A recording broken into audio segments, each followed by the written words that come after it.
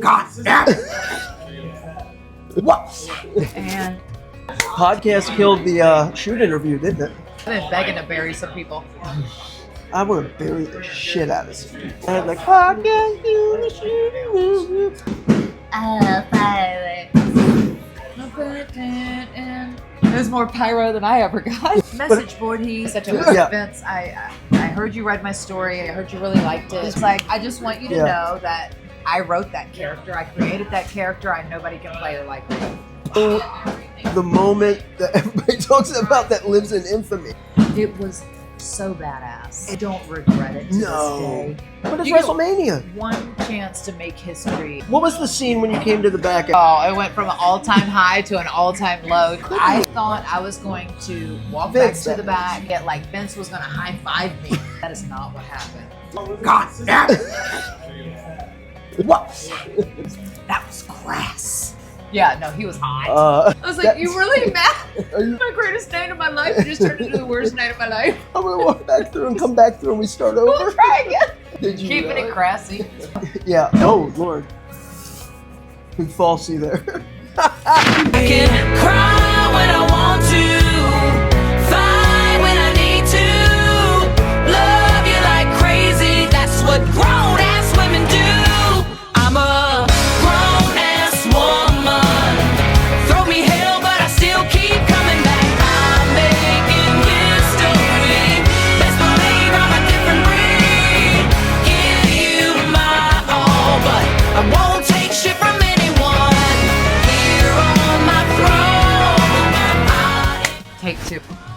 Do not attempt to walk straight or adjust your gait. This is LiMPiN AiNT Easy. I'm your handicaptivating host. My name is Timmy Baltimore. And with me, one of my best friends in the world, the incomparable, the legendary, Mickie James. We're at a Frederick Keys, Where you will baseball. I'm have an appearance here today. Yeah. And I'm throwing out the first pitch, which I just went and practiced in the bullpen. How'd it go? It went. It was a thing that happened in history. I'll be honest, the more I practiced, the worse it got. Now I'm terrified. It went from feeling somewhat confident to terrified. Terrifying, yeah. Well, don't worry, just all the eyes will be on you, waiting for you to do that in a few minutes. Yeah, well, luckily, the bar's set kind of low for these kind of things, so yeah, I'm okay. You'll be fine. As long as I make it that way. Right. In the general direction. Sometimes, it's like, sometimes some people want a little shtick, if you got a little shtick, but you know what, that's not safe because if it falls on its ass, you look like an idiot. You look like an idiot. And then it's on ESPN, and then it's on TMZ. You fall on your ass. Bingo. And we've all been there. I go there every day or two. Once or twice. Once or twice a day. You were the first person to believe in me in wrestling. And this show is about not only talent, telling their stories and career retrospectives, but it's also about overcoming obstacles and adversity and all that good stuff.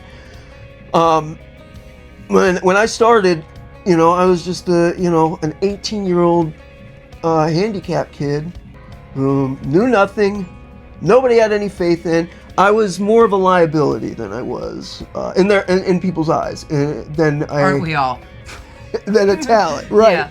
And you were the first person to take the time and actually see. I don't know if you actually saw something, but you believed in me. I saw your heart. You know what I mean? Yeah, and that's just. You can't teach that. Can't teach that. No. And that, like I always, when I talk about my journey, your name is one of the first ones that comes up. Not because you're uber famous, not because you've become legendary. I mean, I know, Mickie, we know each other. So dirt poor, couldn't. Broke as a joke, pushing my window up because it was broke. My Ford Escort, like just trying to click. I was thinking about that on the way just driving up here because I drove 3 hours up the country to get from my mom's house to get here. I was like, oh man, it's so beautiful, and just kind of reminiscing. I go, it's crazy to think that you were one of my longest friends in wrestling. Yeah. Honestly, like that we've talked continuously every day, all the time. Yep. Not every day. but Yeah. that's remained a solid in my life this whole time. And it's pretty wild to think that of like, who would have ever thought that 20 years ago? They would not have, so. Yeah, and that's why doing this means so much to me, and the limited amount of time we have will never be enough. Yeah. So I love you. I'm proud of you for doing this show. I think it's going to do gangbusters, and I think that everybody loves you so much, and they respect you so much, and so they can just be real with you. And I'm excited, so I'm excited to be on it. So thank you. Thank you. We're going to go knock it out of the park out here. I'm going to get some footage of like a this. day in the life of 2 idiots. 2 idiots.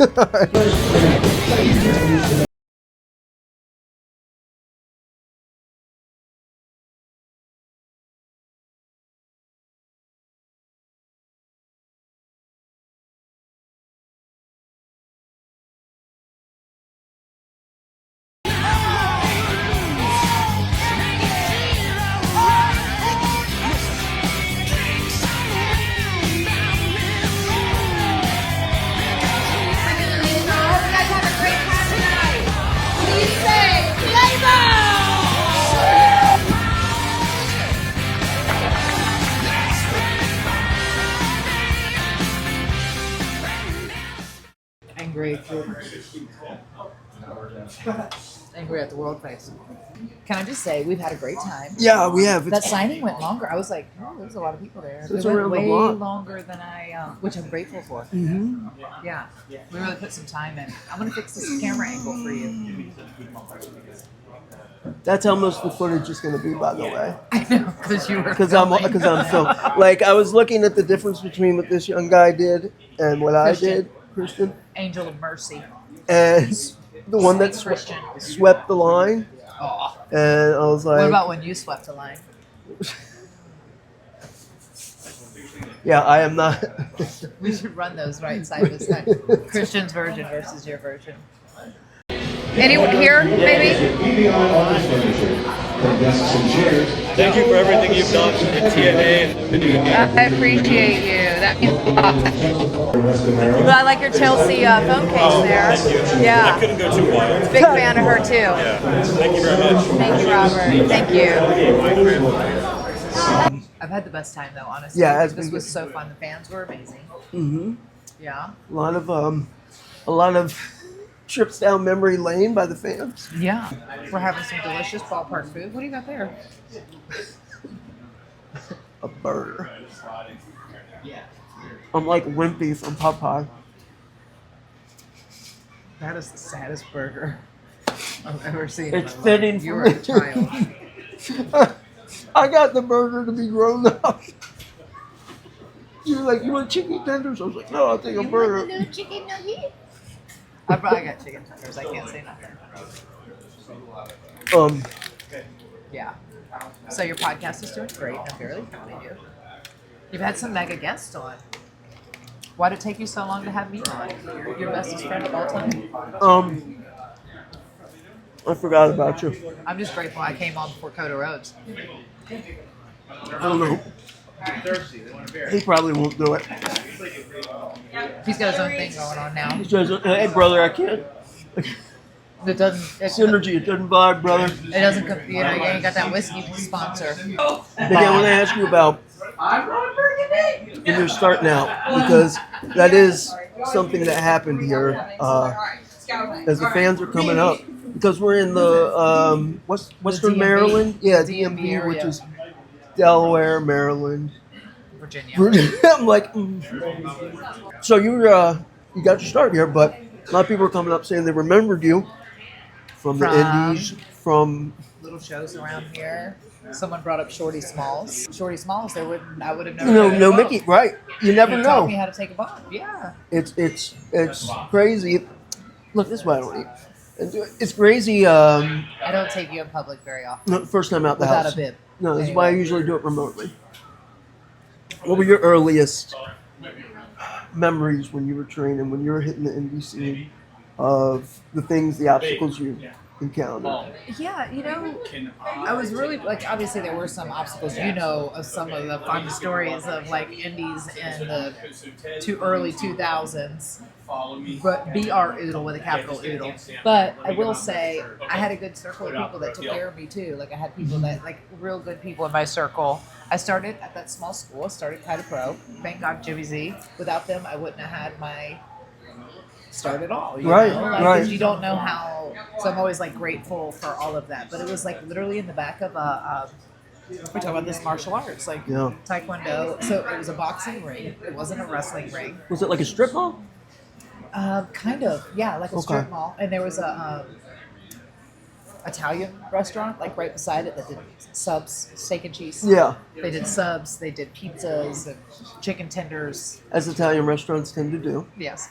They did all like bar food, but also pizza and stuff. More about the wrestling, less about the wrestling.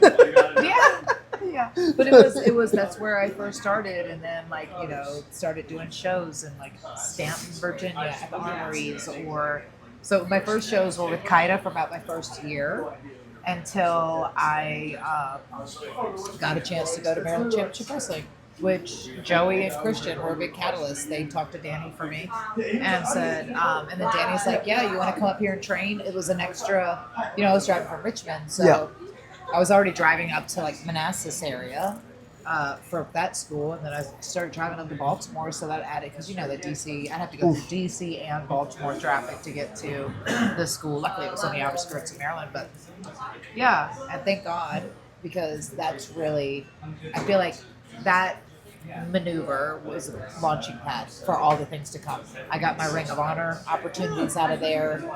It was just a better connected school. They had a lot, like the Hardys had gone through there, Lita had gone through there. At the time, Joey and Christian, I mean, they'd been signed to WCW and WWE, you know what I mean? So they just had a really good track record, and they had a track record even after I left, you know? So they continued to put out talent. So yeah, I was really grateful because, you know, Danny never charged me to come to transfer to the school. Dan McDevitt, the Never promoter. charged me $1. Wow. Yeah. Well, I think you would have made it there on your own. I remember. Yeah, I mean, there were a lot of camps too. Sure, the All Steamboat those camp. Steamboat camp. Was where I Ricky met Morton, you. Bobby Eaton camp. Mhm. Is that where we met, Steamboat? We met at the Steamboat camp. He signed an 8x10 for me. That's I so reminded sweet. him, and he remembered. Yeah. Like this. Yeah, I wish I could find it. I have it because you know I keep everything. Maybe a little bit. Nick would argue that I am a hoarder. But yeah. So I met you. Yeah, I met you at the Ricky Steamboat camp. I was just a young tyke, doe-eyed, wanting to be a part of the deal. Sweet little baby B-Rent. And I remember seeing you, and I remember seeing like the Christians and the Joeys, Julio Foberger. Julio De Niro, Christian York, Joey Which I was Matthews. watching some of our stuff early TNA days. Yeah. With me and Julio together. And I go like, you forget.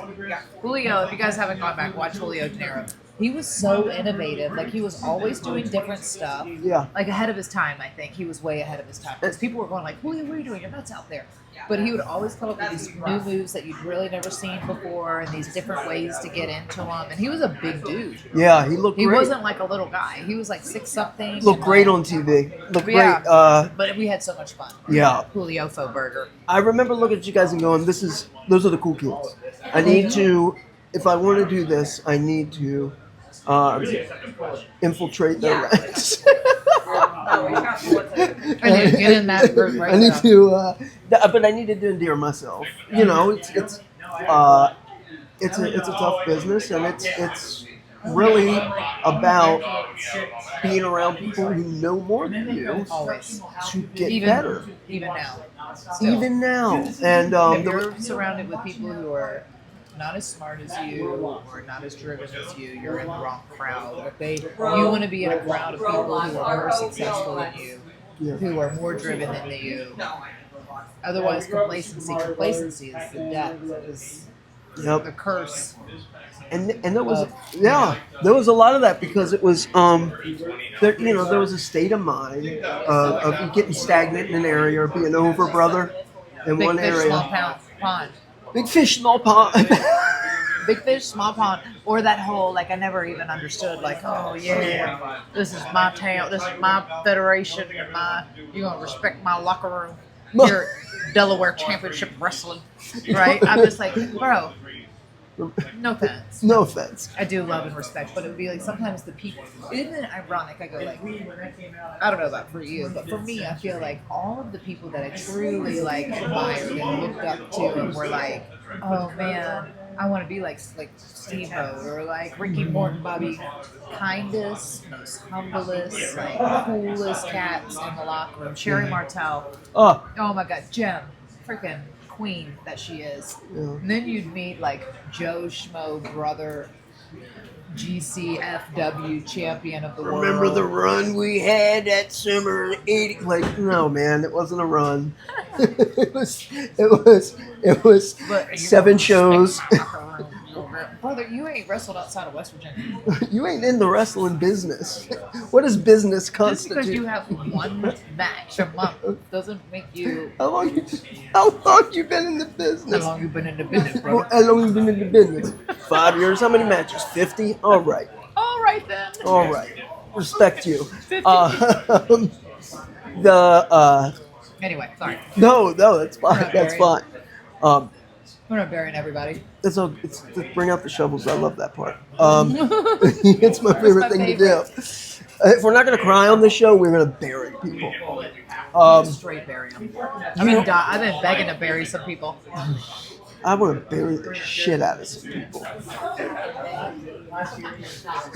I'm in the mood to just bury the shit out of some people. Podcast killed the BYOS. Bring your own shovel. podcast killed the shoot interview, didn't it?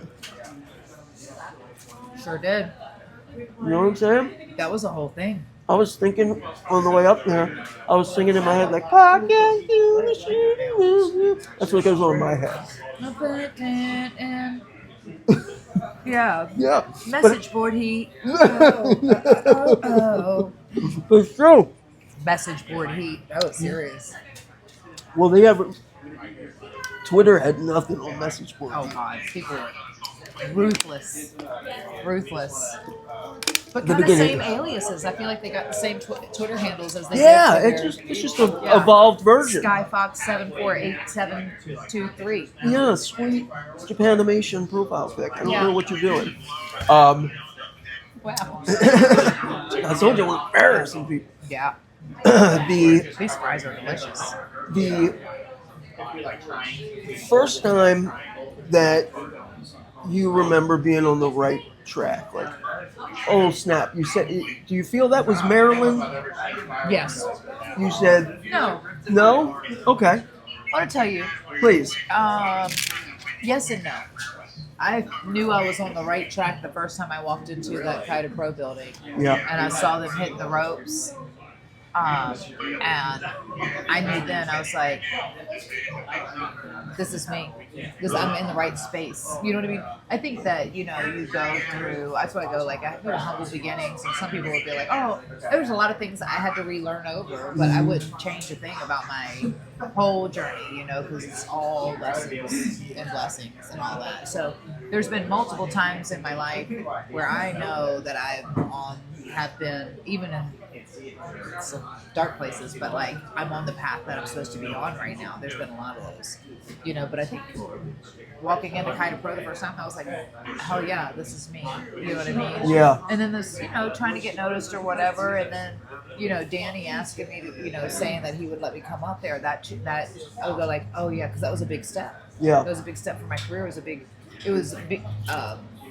It's pretty much saying that I've been noticed, and that, then Ring of Honor and TNA, and it's all about, this was all about relationships. Visibility. It was visibility, really. And being in front of people, and being in front of the right people, because, I was sending Dr. Tom tryout tapes. I mean, I'd probably been in the business 3 months, and I'm already sending them stuff, just hoping, but I feel like he started taking me more seriously, especially as you get more eyes on you and you're doing more high profile stuff, and, PETA getting recognized, especially because women weren't really getting recognized in PWI at the time, and stuff like that. I wanted to talk about that real quick, because at the time, I want to relay this to people at home watching, or even people in the industry now. Back in the early 2000s, the Indies, there was not a bevy of female talent. Like, good female talent was few and far between, let's be honest. So, yourself and Bobby Joe. You had the option of, it was Yeah. either the promoter's girlfriend, who had learned how to take a bump, maybe, and knew how to do a DDT. She knew how to do one thing, right? So it was either that, or it was me and Bobby Joe. It was you and Bobby? Persephone. So, you So took she, who was also right. in Virginia, she was in like Washington, Virginia Beach area. Yeah. So she was there. We would go all over. We drove to Nashville together. We just would drive anywhere that they would pay us to come in and put on our.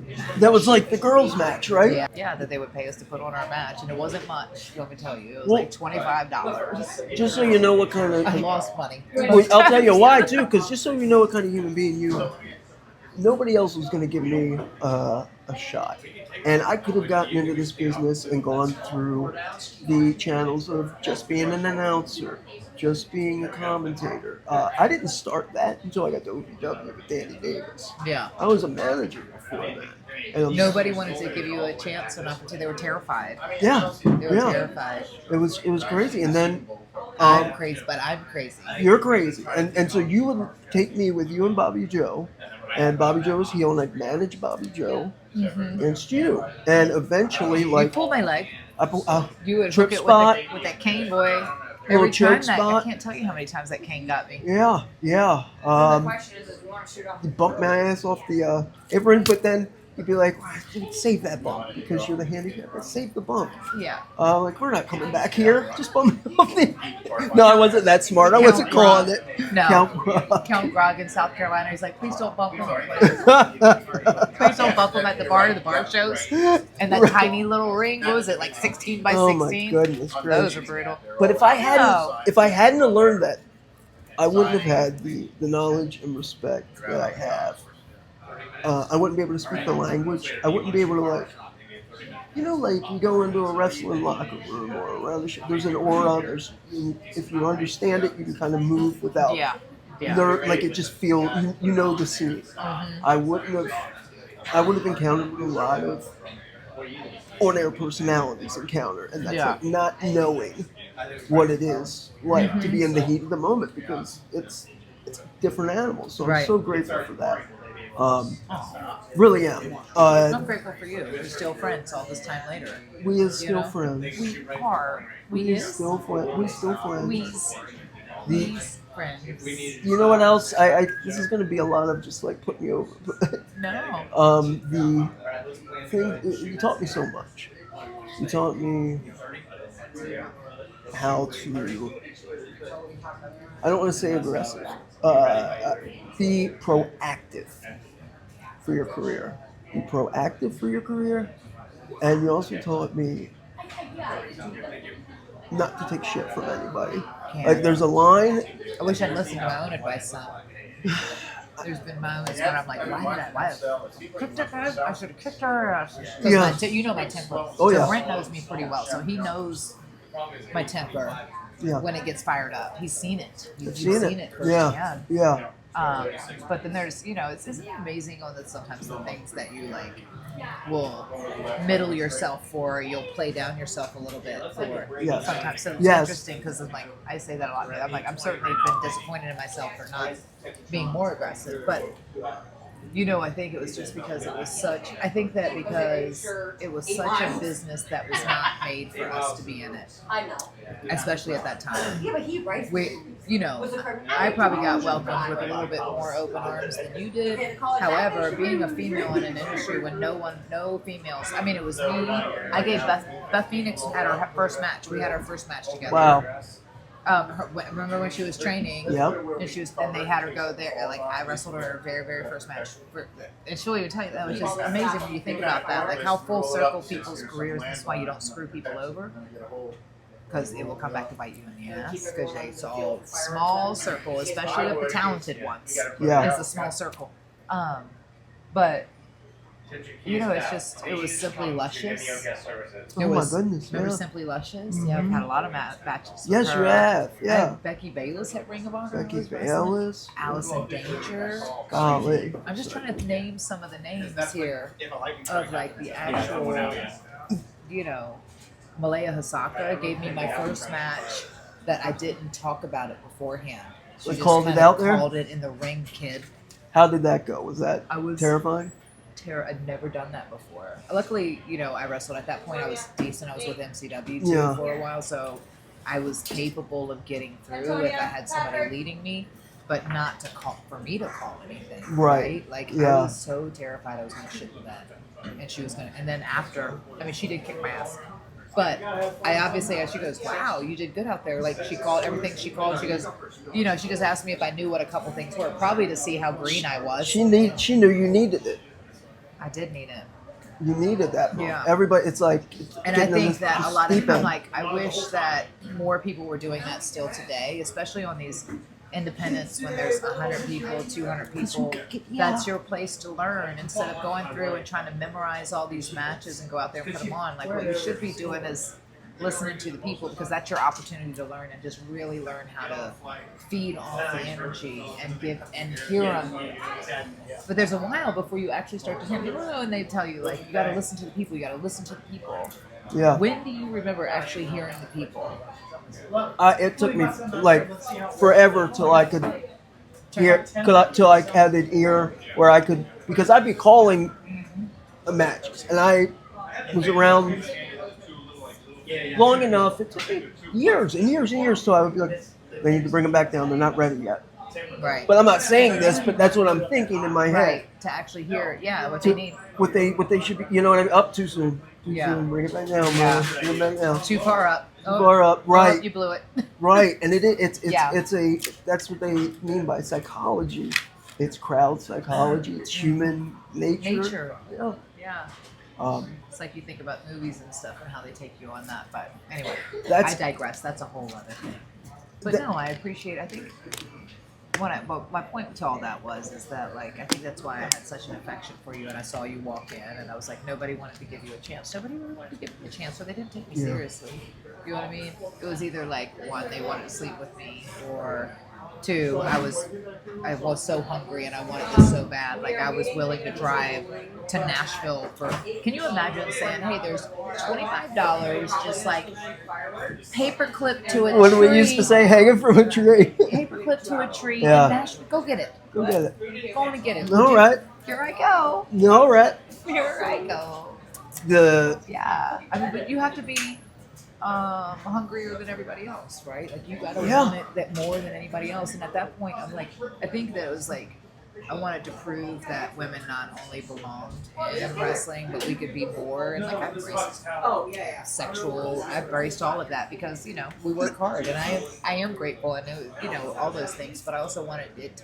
You can be both. Yeah. You can be gorgeous and be a badass at the same time. Yep. You know what I mean? And I don't think I was ever one of those, like, oh, freaking Playboy, Playmate, whatever, you know, drop dead stunning. I was very much the girl. I realize I've always been the girl next door, but I think maybe that's why I resonate with such an audience, because, you know, I wasn't the Barbie doll, I wasn't the model, I learned how to do all that stuff. I had to take classes to do all that. Yeah. I was a tomboy. What were you like growing up? You were riding horses, and we're on the farm, throwing hay bales, riding the four-wheelers, getting run over by the four-wheeler. playing the violin, right? Playing the violin. I was such a nerd. That's why when you say, oh, they were the cool kids or whatever, I was like, isn't that funny? Because I was such a nerd. I'm still a nerd. Right. I was such a nerd. No doubt You about it. asked my sister, I'm still the biggest nerd on the planet. Your first big break came in TNA, first time on national level. Do you remember what you learned from that experience early on in working TV, I guess, or pay-per-view for the first time? I'm so long ago, but like... It's not, though. I remember... Sorry. It's not, though, is it? No, No, because it's they it. just celebrated their 23rd birthday. Wow. TNA. Happy birthday. Can you believe that? I was there. Okay, so the first one was, obviously, and I've been working with Ring of Honor. The first time I got a chance to go up there I was a little bit. It was the very first pay-per-view. Yeah. Did that You were Battle Red. Royal. Yeah, that's where I met Daphne for the first time. Oh, wow. Shannon. Yep. I think I was just grateful to be a part of it, and I think it was just because they needed 25 females and they wanted some of them to be wrestlers in that thing. But I don't think they were taking a serious look at me. You know what I mean? Yep. Maybe, but also they had the girls in the cages, like Jamie. Oh, yeah, Jamie Pop. Lollipop, Jamie Pop. Shout out You know what Lollipop. I mean? They had some of those, but they were just like, they just wanted to do this so they could give BB the contract, right? Like, Yeah. that was kind of the whole thing. And I was just grateful to be there and grateful to be a part. I'm like, I just want to shine. I'm still, the whole time I'm trying to get to seen by WWE, right? Like, that was the end goal. I was a wrestling fan enough to know, like, yeah, this is a huge, if I can get on this show, it'd be a huge stepping stone, it's a huge platform. But the site was always on WWE, right? But yeah, I learned a lot. I learned after being at Ring, then I saw Raven. Raven was and he was doing those dog collar matches with CM Punk. Yep, in Boston there was Ring one. of Honor. Yeah, Ring of Honor. We were doing all this, so he was in this real, like, kind of serious feud, and then he pulled me aside there and said, "Hey, I'm going into TNA. I'm going back, and I want to do this thing, kind of like the flock that I was doing, but he's like, there's not a lot of girls that can wrestle out there. He's like, I need a female." He saw you hopping off, giving that tornado DDT when the ref was down, so he could, or ref distracted. Yeah. He was seeing that in his head. Yeah, he's seeing all that, and I was doing, because I think I worked Becky Bayless that night, maybe, or like, I remember. Yes, you did. What was that crew? That E crew? something, the E something, like the kids, they were doing all that Not Marco's, Ring Crew Express. Yeah, something. It wasn't them though. It was the ones that were like pretending like they were all rolling and stuff. Special. I don't know. Special K. Special K. Yeah. Special K. I think it was those guys, and like, anyway. Deranged Azrael. Yeah. So, yeah, that's when he first saw it. He's like, "Oh, you're doing." I think he saw that I could actually do a move or two and actually looked like I know what I was doing without completely pooping to bed. I don't know. He was the first. He pulled me aside. He was like, "I really want you to come in," and then he ended up asking Julio, and Julio came in too, and Punk, and we all became part of this gathering faction. And I think not only did he take the time and like just kind of listen, because Raven is brilliant. Yeah, I've heard this. He's brilliant. He's got a brilliant mind for the business. He's brilliant to sit there and listen to, and he took the time and like, let me just. I think this is one of the things that I always did was like listen to people as they would put their matches, to the people that I wanted, the main events, or the people who I thought were like really smart. I would listen to them, how they put their matches together, or just how they would speak to other. How important is that? I mean, people don't. If you're off, and when you're managing someone, you should be right there. Just in case, to like, yeah.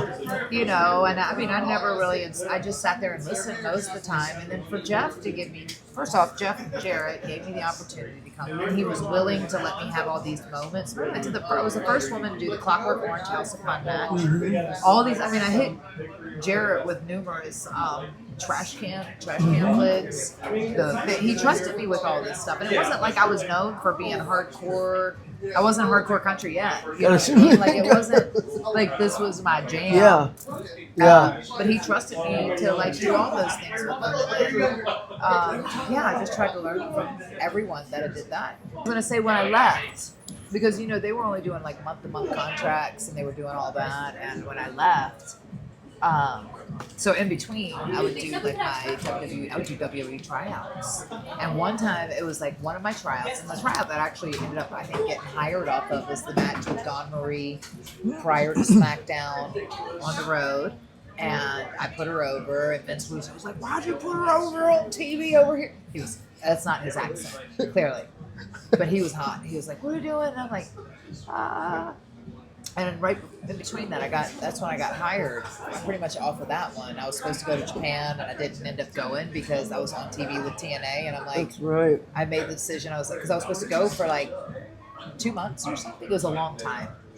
And I want to go to Japan still. I just don't want to go live. I didn't want to go live in there. dojo. Yeah. And I wanted to keep my teeth. And that's what was happening. You're gonna have. Yeah, you would have been the. And so I was at that weird. This is another time when I knew I'd made the right decision. Just like I do my own thing. I pray about it. I like think about it. It works for me. It's always worked out well for me in this manner. But like I remember sitting down and praying about it, and like really thinking, okay, what do I go to Japan for a couple months, because I knew that Johnny had taken over, and he loved Japanese wrestling, so he was a big fan because that's where he made most of his money, right? So I was like, oh, he's John Laurinaitis at Talent Relations. Yep. He was a big fan of Japanese style wrestling and stuff. So I thought for me that was the next thing that I had to do because I was still trying to get that, and I ended up turning it down and sticking with TNA. Yeah. Until there was this weird flux, and I was supposed to leave and like wherever. And then Johnny called me to hire me. He's the one he told me to go to Japan, and I turned it down and I stuck with TNA. And then they called me right before the month of my birthday that year and called me and said, oh, we want to offer you what do you think about moving to Louisville? And my point to this long ass story is after everything that Jeff and Jerry did for me of like giving me this opportunity, and Raven and everybody, I went to them and said, hey, they're gonna let me finish up my day, they're gonna let me finish up whatever, and then I have to move to Louisville, so and Jeff said to me, he goes, I would do it too. He was like, I get other people were upset with me. A few other people were like a little bit upset with me, but when you say like because they were dedicated to the cause there. Well, I think it was because I'm leaving. We're in the middle of the storyline. I'm part of the gathering. I'm not saying Raven wasn't upset. Anybody that was important wasn't upset, really. But it was a few people where I'm going like, whoa, they were really hot. Because I was leaving because it was, something loyalty, right? Which I get it. But Jeff was like, and this was his baby, you know what I mean? This is his money at this point, him and Jerry's money. Sure. But he was the first one to be like, Mickie, I get it. And if you ever want to come back, you can always call me.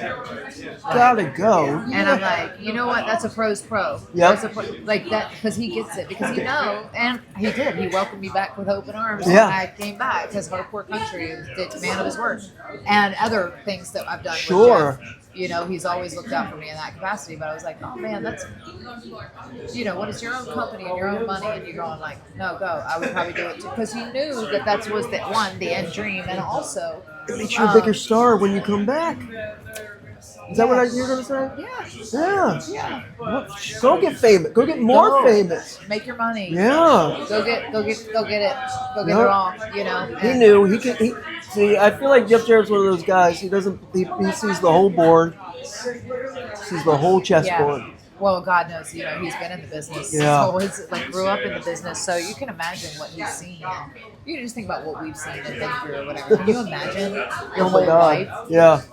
That's and crazy. It wasn't like the whole life, and then you were protected, like, let's say, like Charlotte, or like, a lot of second generations, like, they fall into the business. They're kind of loosely a part of it and see it, but most of the times they're going through school, they're doing all this. I mean, Jeff pretty much grew up in the business, in the sense of his grandparent, his grandma, his dad, he saw it all. He was working the ticket stand at like 10 years old. Donovan's age. Wow. Selling raffle tickets. Can you imagine? Yes. Love Jeff. God bless Jeff Jarrett. The day you got hired, I remember you gave me a call. Mm-hmm. You were so excited. It was. The move to Louisville, Kentucky. Here's what I kind of like about what the hell our era was. There was like almost a map sometimes of like, that's where things are happening down in Louisville. So you got to go there. Yeah. I didn't have a contract. I went because on $1 and a dream because I was crazy. I don't know, but it worked out for me. Well, if you remember, right before that, it was Memphis, which I almost up and moved to because that was the spot, and then they moved it to Louisville. Yeah, which I'm so great. Love Memphis for Elvis, and I do like Memphis. But can you imagine? I don't know. What, Memphis? I would have gone anywhere. I would have gone anywhere, dude. Yeah. Give me that $25 on a tree and Wheeling, West Virginia. I got you. Do you recall what kind of any culture shock or anything that you experienced in arriving at OVW? Because to be fair, you were working every week, but this was somewhat of a new part of the lifestyle, training, shows. I think the difference went from because I had finally worked myself up to like I was one of the highest paid girls on the indie, and I'm bragging about that, but it was not even close to what some of these girls are making now on the indies. Like I don't know what they're making it, but it's better. It's better than what I was making. But I did okay. But it went from, I wasn't really. I'd go to training or whatever, but most of the time my training, if I was training, it was like before doors open. I was still the one getting to the ring so I could get there enough time to roll around. I would always go in early before the shows, these live events. I'm like indie shows, and try to run through, or especially if it was somebody I'd never wrestled before, and there weren't a lot of great female wrestlers back then. So if you actually got into a match where you had a decent girl, you're like, we can actually do stuff. We can do It's stuff. gonna be great. It's gonna be so good. Right. I can't wait to monkey flip you. But no, it just, so it went from that to, I thought wrestling was my life, to how serious are you about this? Like the 8 a.m. practices to sometimes, we'd be there, we'd take a lunch break and come back, the tape watch, the library that they gave us to sit there and study. And sometimes, when Jim Cornette first gave you that stack of, when you started telling you that stack of VHS tapes, and he's like, and he expected to watch all of them, and we sure did, because he would watch them with us too, and but it made me just we always did that anyway. Remember going, even at MCW, we'd sit down and watch tapes of old pay-per-views of, a lot of stuff. Even we watched a lot of new stuff, but mostly we always go back and watch the old stuff, right? Yeah. It was just crazy the way it was explained to me, but it was really okay, no, this is your life now. This is your job. It wasn't like, this is my weekend warrior, my dream of I'm going to make it or whatever. Now it was real. Now it was I guess, you thought oh, you're going to make it. And I was, I'll be there for a few months, and then I'm going to go to TV, really soon. And that was not the case. You know what I mean?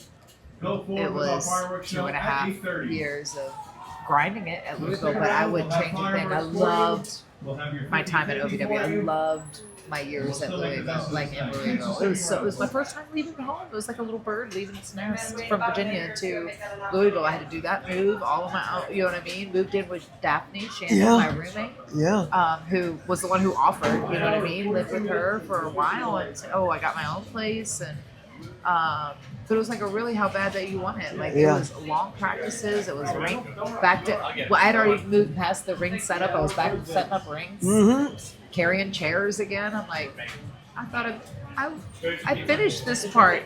It was just. That's kind of a roll to the wise. I feel like that people don't talk about.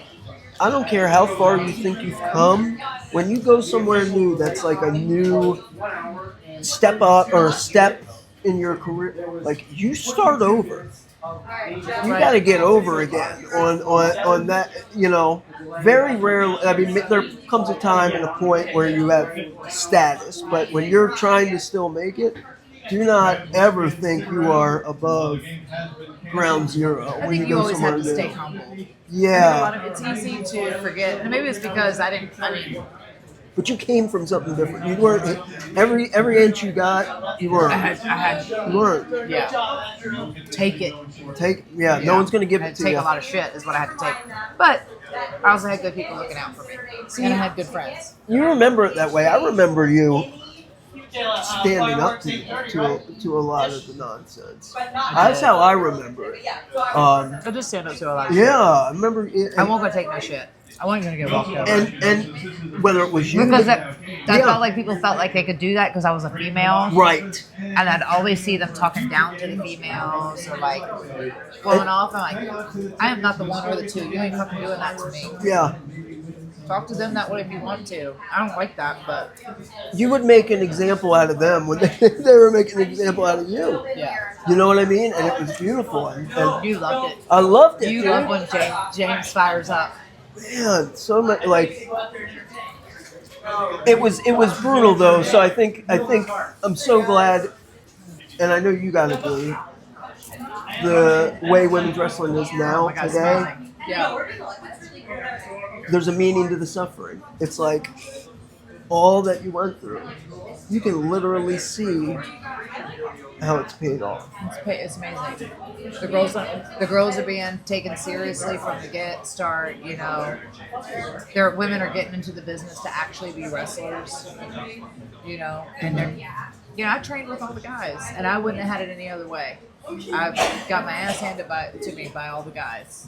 I did all the same shit that they did. I'd had to do it, you know, and also I think it made me be seen as one of the boys. Yeah. Which You is know, important. I mean, not by everybody. There's always going to be people, but for the most part, I was one of the boys. You know, they would mess with some of the other girls or whatever that were more just like ballets or did, you know, whatever. They were there for different reasons, and but like it was like I was part of the brotherhood, so it was I was their little sister for the most part, you know. So Yeah. but yeah, Yeah. You said it was 2.5 years in Ohio Valley. yeah, And let's fast forward to the famous break that is the Trish Stratus stalker gimmick. That was what set it all off. it did. If we're making the movie, that's a big moment in it. Yeah, Tell the people how involved you were in that process, in that character. oh, she was everything to me. Like I created her. You know, because you know you were there, like. And you know me, because we had so many. You probably talked me off the ledge as much as some people at that point in my life, because I was really struggling. You know, it was at a time when I felt like I even remember having a conversation like, why did you even hire me? Why did you hire? Like, I actually love this business, And you're beating it out of me. and you're beating like. I was like, should I? Because they would gone into the diva era, right? And then here were some of these divas, and some of them never even made it to TV. And they're coming to Louisville, and I'm having to teach them how to grab a headlock, how to do a body slam, and I'm getting hurt in the process. Can you tell the story? You don't have to mention names of the day 2 of them pulled up. In a fucking Hummer. And here I am. I mean, I'm making $750 a week. Which is like that's a step up of money back then too. Yeah. I'm like really doing it. And just praying that, you know, I mean, I'm doing okay. I can afford to pay my rent. Here they come. Army Yeah. girl in a world. And you said, I think the whole time they were there, they took 3 bumps. They got hurt on the first one. And they sat in the stands for 6 months. Sold it as long Stealing as- money, making twice as much as me, driving up in their Hummer. And I'm like, Yeah, these so bitches, nice girls, Beautiful. real nice girls, beautiful, stunning. Never made it to TV. yeah. They I want to relay this too because I think they went to go live back at Hughes Mansion. They drove the Hummer back. I'm an asshole. No, But I was just like, it's I was like, yeah. I'm exactly what you're not hiring. And like, I worked so long and hard to get here and to be here. I was like, but I didn't get. I think it was a conversation with Johnny. I was like, you didn't hire me to be a trainer. Yeah. And I'm training all these. I want to be a damn star. Yeah. Like I freaking want to be. I want to be like Trish. I want to be like Rita. I want to be one of them. Like I'm better than you got these girls. You're having them take all the way up to TV, and they can't even tie my left boot. Was it squeaky wheel gets the oil? I don't know. I mean, it was just. I think that time is like we have this new vision, this new thing, and And it was fine, but I think when you're disgruntled and you're grinding and you're doing 8 a.m. practices and it's 3 years and you see people, Going your friends, up. you see people going up that don't really like. There's a don't even mentality, right? It Right. really consumes you. It can get you down. Yeah, and you see people getting fired. You see your friends getting fired who have been living there for the last 3 years and dedicated. This has been their life for 3 years. Yeah. And they never even made it to TV, and they're just gone. You know, and it's Yep. just like. Whoa, like it was hard. And I was like, I just couldn't. I was supposed to debut like 5 times, you know. I debuted with Punk on Sunday Night Heat. Yeah, what was that idea? Punk and they just I think they had seen us or seen something with us together in TNA, and they kind of like threw us out there to see what it would look like. It must have been in like Columbus, Ohio. It was a drive from Louisville. I can't remember the town. Went out there, did the damn thing, came back, and like Hunter's sitting there, and he's like, "I really like you, and I really like you, but you two together, I don't get it." And I'm like, I mean, to be fair. Love Punkadoodle, but we are kind of polar opposites. a little bit different. Yeah, We're kind of little bit opposites. different. He would have only tolerated that run. Probably would have lasted a solid Would have 6 been brief. months before he tried to kill me. Would have been brief. It would have been brief. It would have been real brief. No, he's like, Yeah. No, he loves me to pieces too. I know he does. So he would have sucked it up buttercup for old James. Yeah. So the time comes. Yeah, where so finally, I think I went home. You know what it was? I've told this story before, and I know you know this story. I am in Louisville, and I'm about to have a fucking mental breakdown. I'm like really like at my, I don't want to say, oh, my mental, no. I'm frustrated. I'm so frustrated because I'm seeing people go up. I'm seeing all this stuff happen, and I'm really at my wit's end because I had already supposed to have debuted a bunch of times, and I'm like sitting best there. babyface in the business. I remember when I came down to visit, Tommy Dreamer goes, Mickie James, best babyface in the business. To everybody. I love him. To everybody. I love him. He used to call me as was I as Stone Cold and Jillian was The Rock? Or Yeah. how- yeah. I love barbecue sauce. I went to Tommy Dreamer, and I was like, dude, I think I want out of my contract. I was like, I can't do this. This is not fair. It's not fair that I'm, teaching Michelle McCool how to do a body slam, that I'm teaching Maria how to do headlocks. I love all these girls, you know what I mean? I was like, I'm not saying they're undeserving of their opportunity, but it's not fair that I'm having to be like the punching With somebody bag. that you're competitive with at that point. I want the same spot that they do. I was like, Yeah. I don't understand what I'm doing wrong. It's like, because I love the business and I actually trained and dedicated the last, at that point, 7 years of my life to just being a wrestler and being a really fucking good one, a really great one, or the best I could be, And then I really wanted to be different. It's like I'm being punished for it. It's like, it's the anti, like it's the anti of everything that they want right now. I'm just not what they want. Right. And I don't know what else I can do. And he's like, Mickie, calm down. This is where you always know you're in the right moments and you're in the right thing. And he's like, I'm going to give you a break. We were going to break for Christmas anyway. He's like, I want you to go home early. Go home. And he's like, just really think about this because this is a monumental decision that it's a real big thing that you're asking. When you come back in the new year, if you still feel this way, we'll figure it out. And I was like, okay. And I did. And I went home and I had a real long, and my mom wasn't the wrestling fan, right? She was not the one that was like, go get wrestling. And she was happy for me that I made it. She was happy that when I stuck through it. But the first couple of years, she was like, it's one thing to get kicked in the face by a horse or get thrown off a horse at 4 years old. You know what I mean? Right.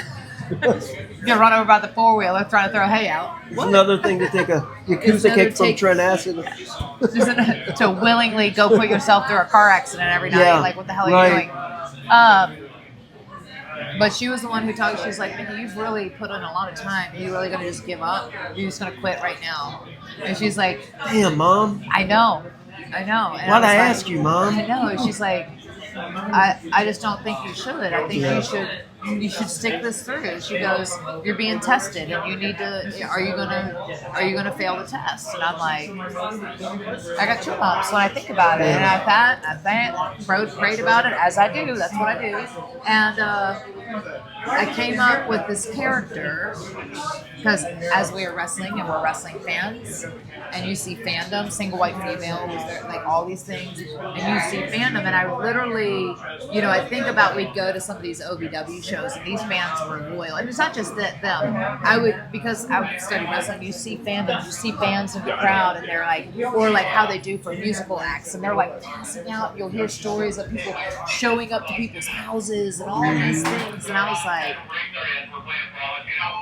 there's something there. what if I was a mega fan? Like, my reason because my idol, the person I looked up to my whole life, was a wrestler, and I want to be just like them. And I want to, what if I was just a rabid wrestling fan that kind of found its way and like convinced enough people, trained me, whatever, to get into the thing. But I'm still a fan. I'm still the fan. As we all, because we're still fans, still fans to this day. If you're not a fan, what the hell are you doing in the business, right? Like, anyway, so I came up with this character, and then I remember. I called Amy because Amy was good to me. Oh, low battery. You still got 20%. Yeah. Amy was good to me, and she looked out for me a lot, in my career. She would go to those North Carolina shows. Mickie, this was good. Please don't ever do this again. She took time for me when she didn't have to. She was on TV. She was a big star, right? But she was one of those people who always looked out and took time for me. And so I called her and asked her if it was okay, because you can't just go in and pitch an idea for somebody. Hey, Rock, I got this idea. You know what I mean? Like, I got this idea for me to work with The Rock. I was going to manage him. They call me Betsy. No, you can't. You can't do that. You can't do that. There's a real tact and. There's a whole thing. So I asked Amy's permission. I asked Lita's permission if I could pitch this idea. She asked me what it was, and she's like, "Oh yeah, it sounds pretty cool." So, but it was to be a super fan for her, and I was going to try to do all the stuff that she does. I would do, I wanted to do everything. I was trying, and I was going to act like her, dress like her, like all the things, and. And then I was sitting there and then pitched the idea, and I sent it, and the writers came down as the writers would. They would come all down, and you'd have matches. As writers tend to do. I did the character. I dressed up. It was very like Punky Brewster. I used to do the pink streaks in my hair, the red streaks. I went because I didn't dye my hair a whole lot at the time. So then I started like doing all this fun, just coming up with this crazy. So I looked like a Skittles bag threw up on me, and they really liked it. They liked the character. And apparently Vince read my storyline because I came up with this character, and then I sat down and I wrote like 18 weeks of TV for this character of like, to also go like, okay, this is how the get out, like this is kind of the thing. My pitch had nothing about me winning the title. It had nothing about, this was just like an intro. You were a catalyst to things going, right. Yeah. Very smart. Yeah, God, well, who's going to write us? And the finish, I go over. Hey, I win the title. I win the title. Vince. You're new champion. No, can you imagine? Yeah, I'm if sure I it's had happened. those kind of guts. We make fun of it, but I'm sure it happens all the time. I'm sure it happens probably now. All the time. Yeah. All the time. I got this great idea where I become champion.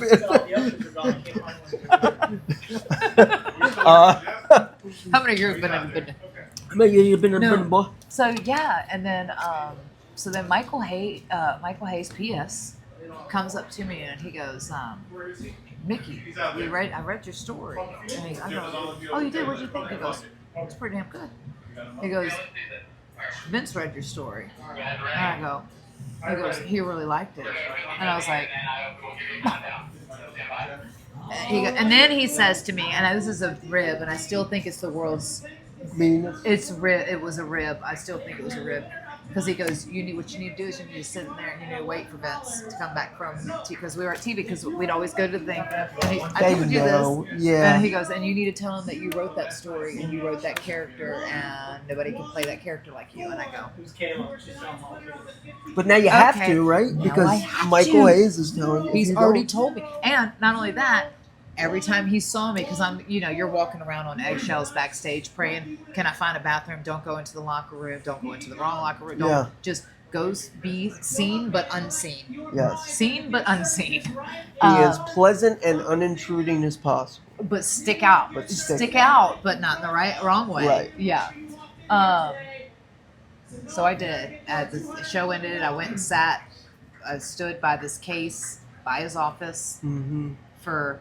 It felt like an eternity. It was probably 2 hours. Oh yeah. It was a solid 2. I felt like I was being ribbed, but before that, every time Michael saw me, he goes, "You talked to Vince yet? You talked to Vince yet?" And I was like, "No." I'm not going in his office in the middle of the show, right? Like I'm just like, so I waited outside, and here he comes because he was always in Gorilla. Come back through, and I was like, "Mr. McMahon, can I have a moment of your time?" He's like, "Sure." So he goes. He just keeps walking in his office, and I was like, "Oh," I just kind of checked behind him, and yeah, I did exactly what Michael said. I was like, 10, 9, 8, 7, 6, 5, 4, 3, 2, 1. Oh, yay! Fireworks, you guys! Can you see? Oh.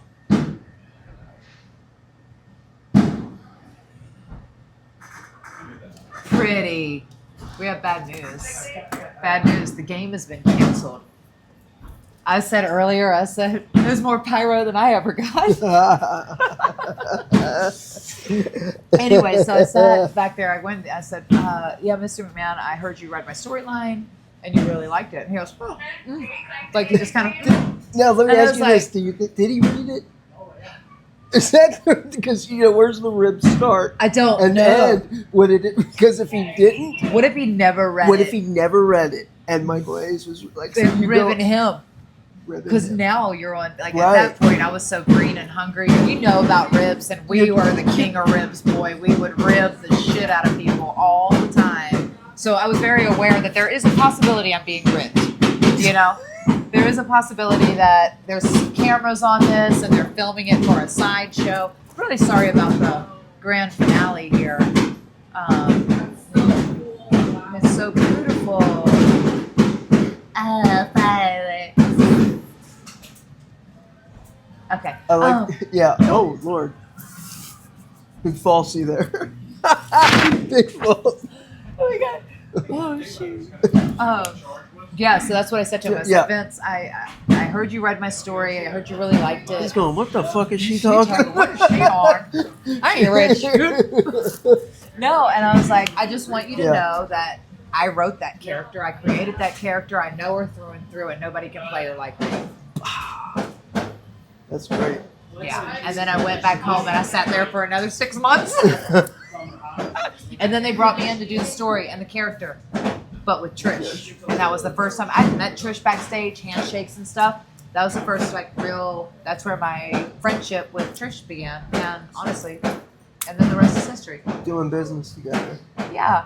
And who was a pro's pro and a saint and taught me all kinds, camera angles and different things like that. There's little things of that I didn't know. And I feel like we had really great chemistry together. Yeah.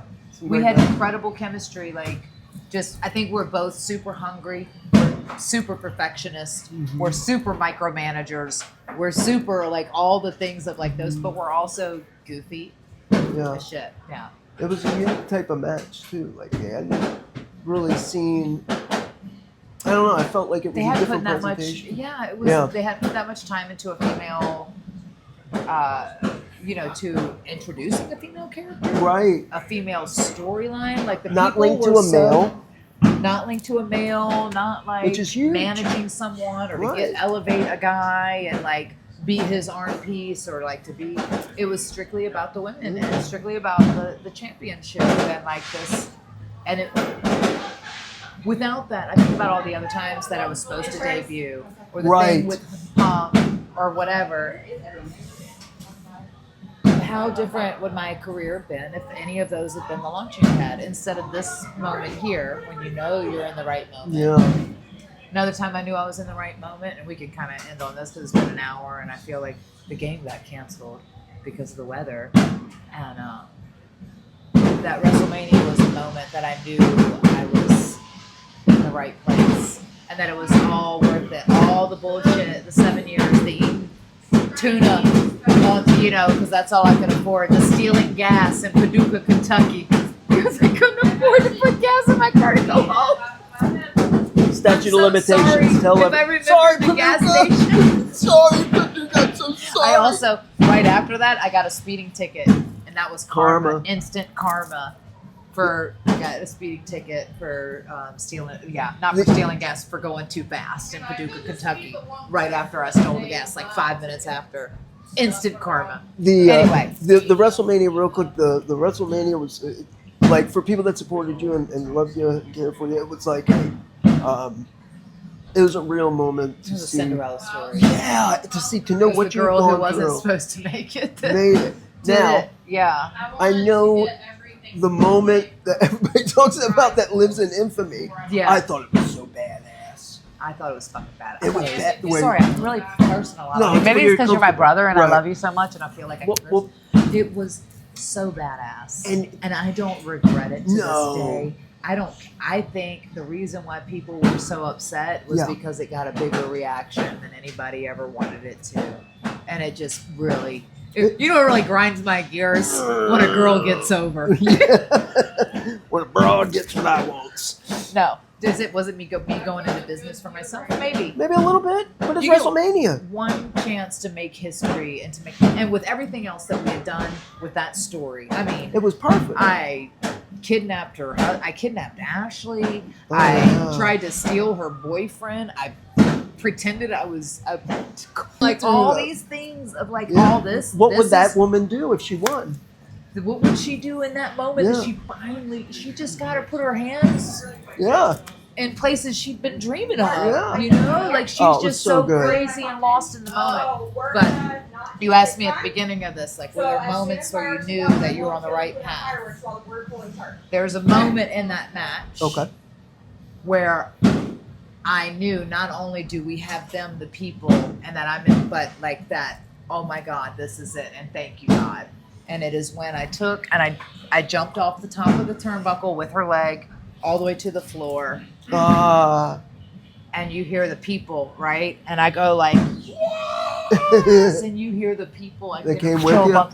And I'm like, that creepy ass crawl back into the ring. In my mind, I'm thinking, this is the greatest moment of my life. Like, this Yeah. is what I was meant to be, and this is what I was Yeah. meant to do.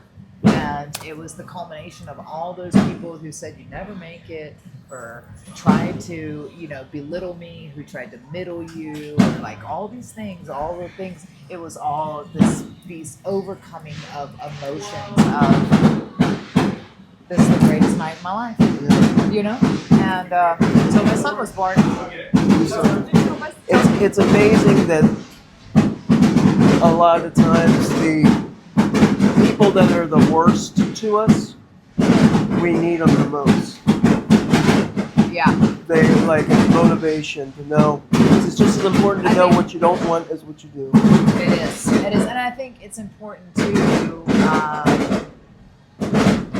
everybody's wired differently.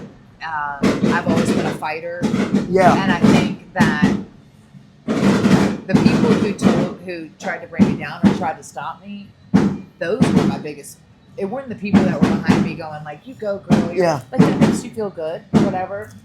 It was proving all those other people wrong. You'll never make it out of Mongolia or Virginia. What are you, fucking crazy? Why don't you see something realistic? Let's get real.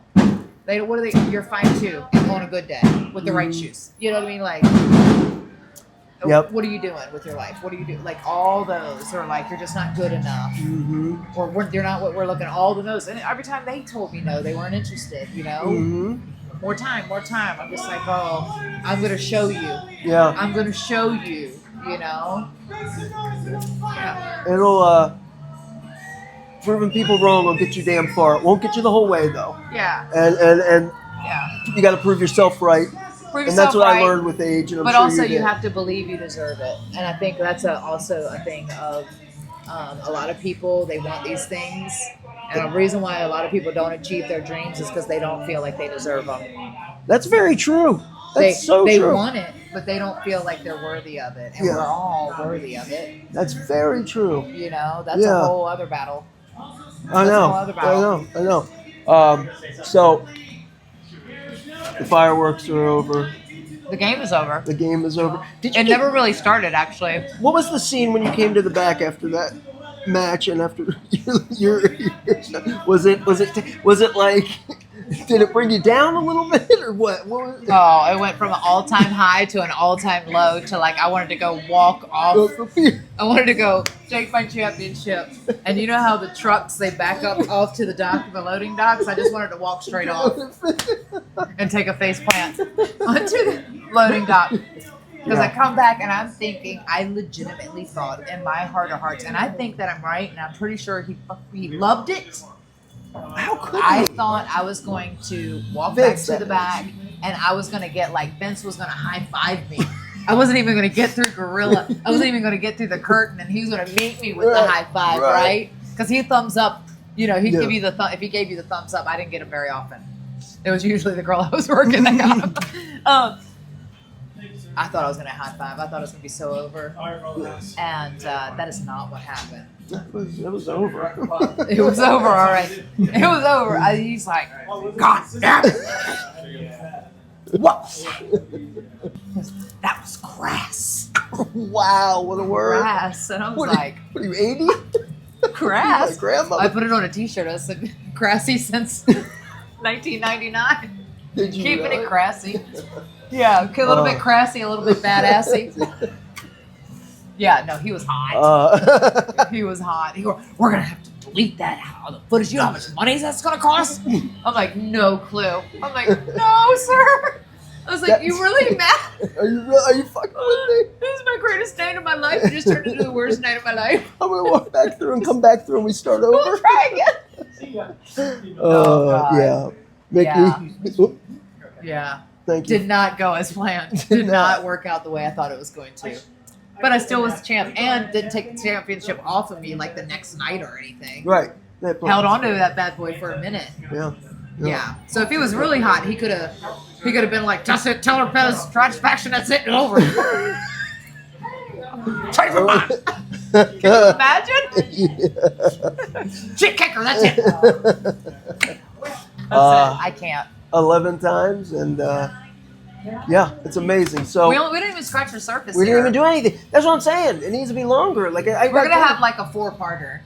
You're gonna be like a 10-parter, especially if I don't even know how much of this footage is actually usable. Yeah, no, a lot of it. Yeah. I don't know. We'll figure it out. We know that at least this part with the steady cam is gonna be good. Yeah.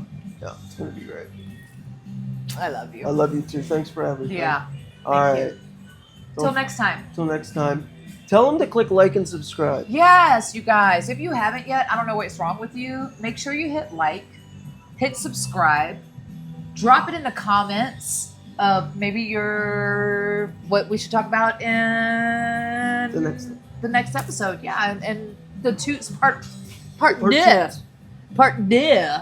What else do? Yeah, we could talk about that. But no, do share with your friends. Share with your Call friends. your congressman. Yeah, hit that comment. Maybe hit a hashtag. Yeah, who else should Brent have on the show? You have so many great friends. That's You have true. a lot of people that would come on here and talk to you about all kinds of things. I like the old timers, but it's the people don't like the old timers as much. I enjoy talking about like old myth and shit. You know what I mean? Like that's I like you're an old soul. I'm an old soul. And it's past my bedtime. Thank you for As he eats his plain cheeseburger. And you want your ketchup on it. No pickles. Do you want some chicken tenders? No tomato. How about that? I got a bag of cotton candy. You said, I'm going to go get a snack. He came back with a bag of blue cotton candy. What's wrong with you? That's not a snack. It's straight diabetes. I was eating. It was so ashamed. I turned my back toward the pillar. It was, You were angry I eating didn't it. want anybody to see, and then I'm Don't like, look at me. oh my god. All right, they want to kick us out of here. Yeah. We gotta go. All right, I love thanks you for guys. thanks Peace for out. joining I us. love LiMPiN you. ain't easy. I love It you ain't. too. LiMPiN ain't easy. Keep it greasy.